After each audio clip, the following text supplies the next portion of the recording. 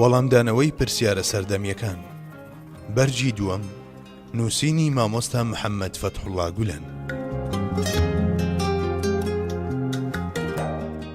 ئایا ناگونجێت قورئان گوفتاری پێغەمبەر خۆی بێت؟ ئەگەر وەڵام نەخێرە بەڵگە چییە؟ هەتا ئەمڕۆ لەسەر ئەم بابەتە چەندین شت گوتراوە و نووسراوە کە بواری هیچ گومان و دوودڵیەکیان نەهێشتوێتەوە.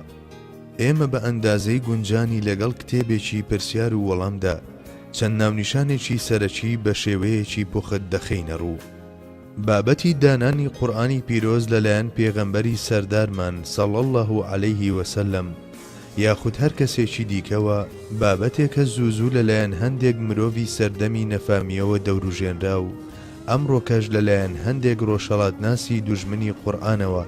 بە ئامانجی تێکدان و شێواندنی تێگەیشتنی هەندێک کەسی بێ ئەزمون و کاڵفام دەوروژێنرێت. بە بڕوای من بێ باوەڕەکانی ئەمڕۆ هەروەک ئەوانەی ڕابردوو بەڕق و کینەوە لەسەر ئەم بابەتە دەدوێن و هەڵس و کەوت دەکەن، چونکە ئەگەر قورئان لەلایەن هەر کەسێکەوە بە ویژدانەوە بخوێنرێتەوە دەبیندرێت کە شتێکی هێندە بەرز و ئیلاهیە، ناکرێت وەک کاری مرۆڤێک لێی بڕواندرێت. ئێستاش بۆ شیکردنەوەی قوڵی ئەم بابەتە جددیە ڕەوانەی لای کتێبە مەزنەکانی پیاوە مەزنەکانتان دەکەین و لێرەدا تەنها چەند ناونیشانێکی سەرەکیتان بیردەخەینەوە. 1. پێشەموو شتێک شێوازی گوفتاری قورئان لەگەڵ شێوازی فەرمودەکاندا هێندە جیاوازن کە عەرەبەکان گوفتارە ئاساییەکانی حەزرەتی سەرداریان صلی الله علیه وسلم وەک شێوازی ئاخاوتنە ئاساییەکانی خۆیان دەبینی، بەڵام لە بەرامبەر گوفتارە قورئانیەکاندا نەیان دەتوانی سەرسام و حەیران نەبن. 2. لە پشتی فەرمودەکاندا وێنەی مرۆڤێکتان بۆ دروست دەبێت کە بیر دەکاتەوە و قسە دەکات و لە ترسی خوای خۆی پشتی چەماوەتەوە، بەڵام لە قورئاندا دەنگێکی دلێری بەرز و ئەدایەکی پڕ هەیبەت و شێوازی کەسێکی خاوەندە سەڵات و ڕەها دەبیندرێت. بیرکردنەوە لە کۆکردنەوەی هەردوو شێوازەکەش لە گوفتاری یەک کەسدا نەکارێکی ژیرانەیە و نەڕێشی تێدەچێت. 3. بیرکردنەوە لەوەی کەسێکی نەخوێندەوار ڕۆحمان بە فیدای ئەو نەخوێندەوارە بێت و قوتابخانە و وانە نەدی و سیستەمێکی بێکەم و کورتی تاکە کەسی و خێزانی و کۆمەڵایەتی و ئابووری و یاسایی دابنێت، پێشەموو شتێک کارێکە پێچەوانەی بەداهەتی ژیری و بیرکردنەوەیە، بە تایبەتیش ئەگەر ئەو سیستەمە هێندە بێکەم و کوڕی بێت کە چەندین سەدە لەلایەن میلەتانی دۆست و دوژمنەوە پیادەکرا بێت و هەتا ئەمڕۆژ تازەیی خۆی پاراست بێت. 4. لە قورئانی پیرۆزدا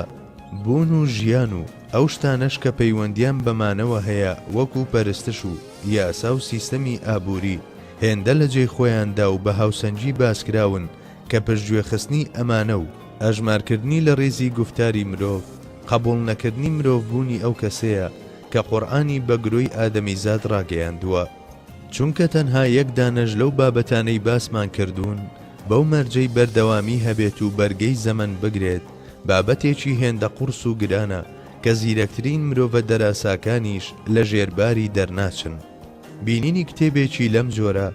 کە لەو سەدان بابەتەی باسی کردووە هەر بابەتێکی چەندین کەسی زیرەک و دەراسا لە ژێرباری دەرناچن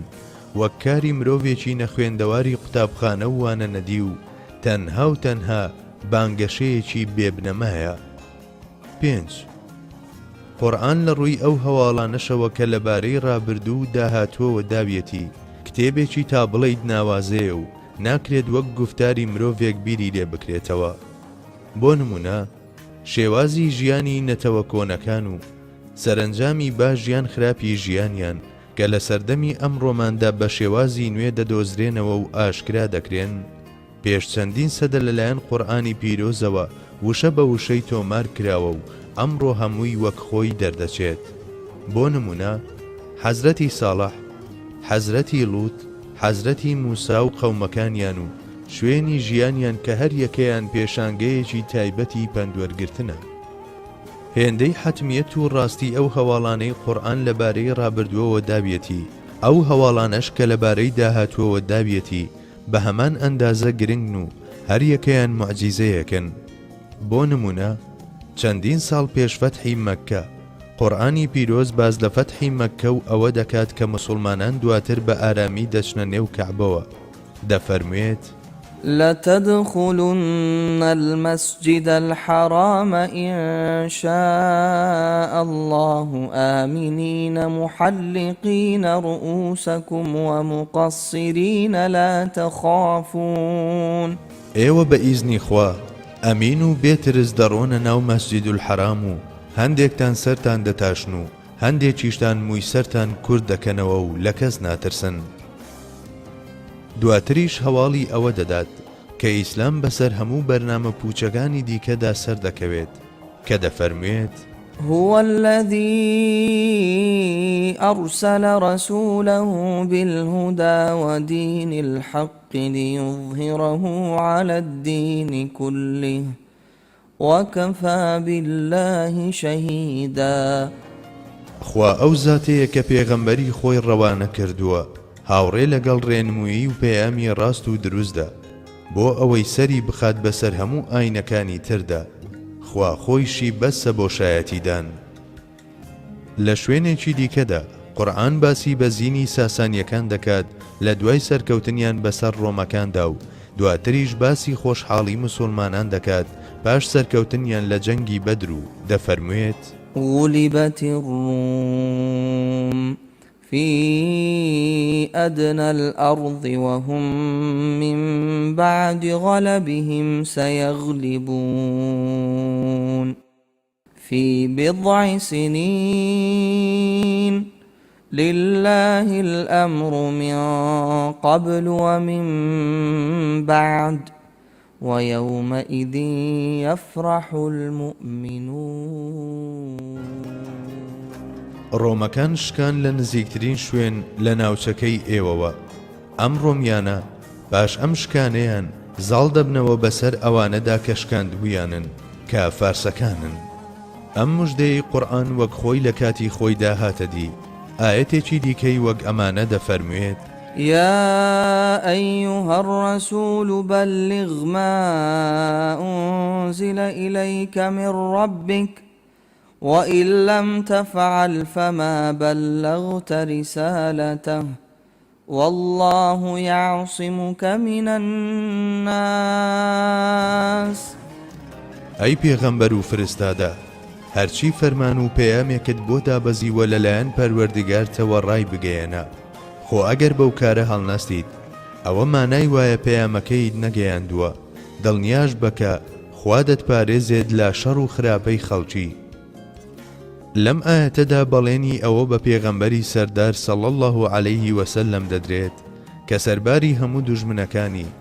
هەر لە مامیەوە کە کەسی نزیکی خۆی بوو هەتانەتەوە وڵاتە دوژمنەکانی دەوروبەری خوا لە هەموو دوژمن و نێیارانی دەیپارێزێت و هەروەهایش بوو لە یەکێک لە گوفتارە موعجیزەییەکانیدا قورئان باز لەوە دەکات کە بە دۆزینەوە و پێشکەوتنی بەشە جۆرە و جۆرەکانی زانست ئافاق و ئەنفوس واتە خستنە ڕووی ورد و درشتی چیەتی مرۆڤ و شوێنەکان و دەستنیشانکردن و دۆزینەوەی زانستەکان و داهێنانە نوێیەکان هەموو ئەمانە پاڵ بە مرۆڤەوە دەنێن بۆ باوەڕهێنان دەفەرموێت سنريهم آياتنا في الآفاق وفي أنفسهم حتى يتبين لهم أنه الحق أولم يكف بربك أنه على كل شيء شهيد ئێمە لە ئایندەدا بەڵگە و نیشانەی سەرسوڕهێنەریان نیشان دەدەین لە ئاسۆکان و لە خودی خۆشیاندا ئەمەش بۆ ئەوەی چاک بۆیان ڕوون بێت و دڵنیابن کە ئەو قورئان و ئەوەشی کە قورئان لەگەڵ خۆی داهێناویەتی ڕاست و ڕەوایە ئایا شایەتی پەروەردگارت بەس نییە کە بێگومان ئاگا و زانایە بە هەموو شتێک لە ڕۆژگاری ئەمڕۆماندا بە خێرایی بەرەو ئەم خاڵە دەڕۆین کە قورئان باسی دەکات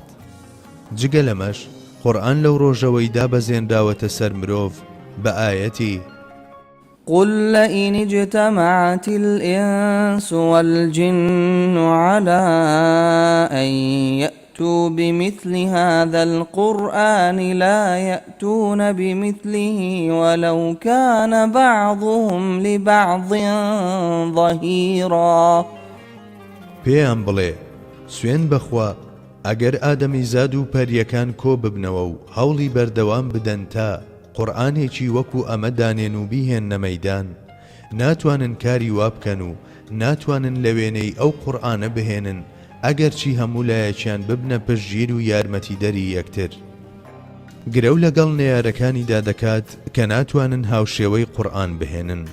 ئەوەش کە هەتا ئێستا جگە لە چەند وڕێنەیەکی بچووک کەس لەو گرەوە نەهاتووەتە پێشەوە و نەیتوانیوە بێتە پێشەوە ئەو هەواڵە پشت ڕاست دەکاتەوە کە قورئان داویەتی و نیشانی دەدات کە قورئان موعجیزەیە. ساڵانی سەرەتای دابەزینی قورئانی پیرۆز موسڵمانان ژمارەیان کەم بوو بێدەسەڵات بوون و هیچ بیرۆکەیەکیان سەبارەت بە داهاتوو نەبوو لەبارەی دەوڵەت دروستکردن و حکومڕانی دنیا و سەرچاوەی هێزی ئەو ئاینە تازەیەی کەشتانێکی پێبوو دەبووە مایەی ژێرە و ژووربوونی هەموو سیستەمە زەمینیەکان هیچ شتێکیان نەدەزانی. بەڵام قورئان دەفەرموێت وعد الله الذين آمنوا منكم وعملوا الصالحات ليستخلفنهم في الأرض كما استخلف الذين من قبلهم وليمكنن لهم دينهم الذي ارتضى لهم وليبدلنهم من بعد خوفهم أمنا. خوابەڵێنی دڵنیا بەخش و تەواوی داوە بەوانەی باوەڕیان هێناوە لە ئێوە و کار و کردەوە چاکەکانیان ئەنجام داوە کە بەڕاستی جێنشین و پایداریان دەکات لە وڵاتدا هەروەک چۆن ئیماندارانی پێش ئەمانی جێنشین کردووە و ئەو دین و ئاینەیان بۆ دەچەسپێنێت کە خوا خۆی پێڕازیە هەروەها ترس و بیمیان بۆ دەگۆڕێت بە ئارامی و هێمنی. بەم ئاەتە پیرۆزە قورئان ئامانجی گەورەی نیشان دەدان و مژدەی ئەوەی پێدەدان کە دەبنە حکومڕانی جیهان. لە وێنەی ئەمانە چەندین ئاەتی دیکە هەن کە باسی موسڵمانیەتی و داهاتووی موسڵمانان و پێشکەوتن و دواکەوتن و سەرکەوتن و بەزینیشیان دەکەن بەڵام ناگونجێت هەمویان لێرەدا باس بکەین. بەشێکی گەورەی ئەو هەواڵانەی قورئانی پیرۆز لەبارەی داهاتووەوە داویەتی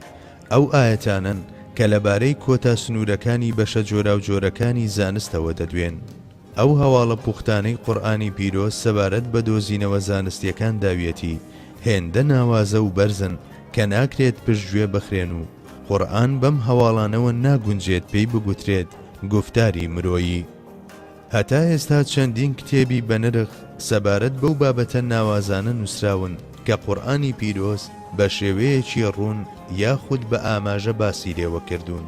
لەبەر ئەوە ئێمە خوێنەران بۆ درێژەی ئەو بابەتە دەنێرینە لای ئەو کتێبانە و لێرەدا تەنها چەند نمونەیەک دەهێنینەوە و باز لەو تایبەتمەندیانە دەکەین کە قورئانی پیرۆز بە ئاەتە پیرۆزەکانی باسی لێوە کردوون یان ئاماژەی بۆ کردوون. 1. دروستبوونی گەردوون. قورئانی پیرۆز سەبارەت بە دروستبوونی گەردوون دەفەرموێت أولم ير الذين كفروا أن السماوات والأرض كانتا رتقا ففتقناهما وجعلنا من الماء كل شيء حي أفلا يؤمنون. ئایا ئەوانەی بێ باوەڕ بوون نەیان بینیوە و بۆیان ڕوون نەبووەتەوە بەڕاستی ئاسمانەکان و زەوی یەک پارچە بوون لەوە و دوا لە یەکترمان جیاکردنەوە لە ئاوی شەم و شتێکی زیندوومان فەراهەم هێناوە ئایا ئەوانە هەر باوەڕ ناهێنن؟ ئەم ڕاستیە بەرزەی ئەم ئاەتە ئاماژەی بۆ دەکات دەستورێکی نەگۆڕە سەبارەت بە سەرەتای دروستبوونی گەردوون ئەگەرچی هەندێک بۆچوونی جیاوازی شەبێت سەبارەت بە وردەکاریەکانی. ئەو پێکەوە بوون و لێکجیاکردنەوەی قورئان باسی لێوە دەکات ئەگەر لە ڕاستیدا بارستاییەکی گازی بووبێت و جیا بووبێتەوە و بووبێتە پەڵە ئەستێرەکان یاخود بووبێتە چەند کۆمەڵەیەک لە شێوەی کۆمەڵەی خۆر و لەوەشەوە هاوسەنجی و سیستەمی لێوە دروست بووبێت یاخود پەڵە دووکەڵ و سەحابیەیەک بووبێت و پارچە پارچە بووبێت و دواتر ڕام بووبێت شتێک لە ئەنجامەکە ناگۆڕێت ئەو وشانەی ئەو شێوازەی ئاەتەکە وەک کەرەستە بەکاری هێناون هەمیشە کانگای ڕووناچی بووە بۆ لێکۆڵینەوە زانستیەکان. لە کاتێکدا هەموو ئەگەر و گریمانەکان کۆن دەبن و فرێ دەدرێن، ئەو هەمیشە تەڕ و تازەی خۆی دەپارێزێت و لە کۆنەوە گەیشتووەتە ئەمڕۆ و لە ڕۆژانی داهاتووشدا وا دیارە هەر خۆی دەمێنێتەوە.